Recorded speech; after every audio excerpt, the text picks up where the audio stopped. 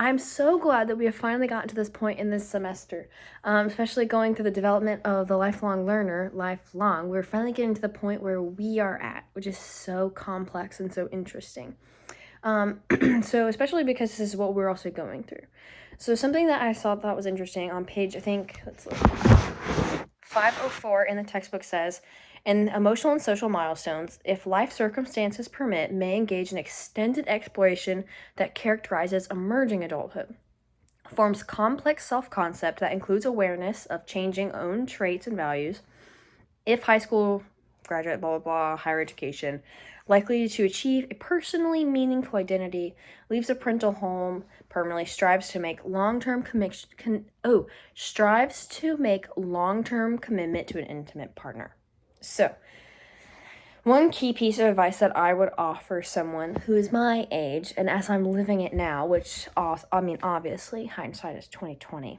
The main part that I wanted to focus on was the end says that a milestone for people our age is wanting and striving for a lifelong or long-term meaningful partner connection, which I feel like we are all going through right now. We all want to be married or dating. We all want to, have boyfriends and girlfriends, and we all want to date because it's fun and it's a key part of who we are as humans is the healthy relationships. So one key advice that I would give someone entering early adulthood would be that to not let love run you over, but to let love be the sparkle in your life. Make those self-concepts of meaningful personal identity, and then just letting the lifelong meaningful partner be the extra spice in your life, the sparkle, the little bit of joy that you have, and not let it be who you are and who your identity, I think it's an important start to the stage where you start to really work towards deep connection. And so I think that people my age should work on healthy connections. And you can't make healthy connections if you're not healthy on your own in the inside.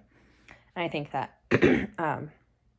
it's important to just let the love of your life be a sparkle, just a sparkle. I think that that's sweet. Instead of sometimes if we don't have our own self-concept of who we are, we can get led astray, which leads to toxic behaviors and unhealthy relationships. So I think it's important for us to be working on healthy relationships. And the interesting question that I wanted to pose for you guys was, what has been... Is that a bad question? What has been something you have learned from previous unhealthy relationships while trying to create your own self-concept of meaningful personality, if that makes any sense? Because I had to learn to make my love life be the sparkle. It didn't come naturally. So, thank you for listening.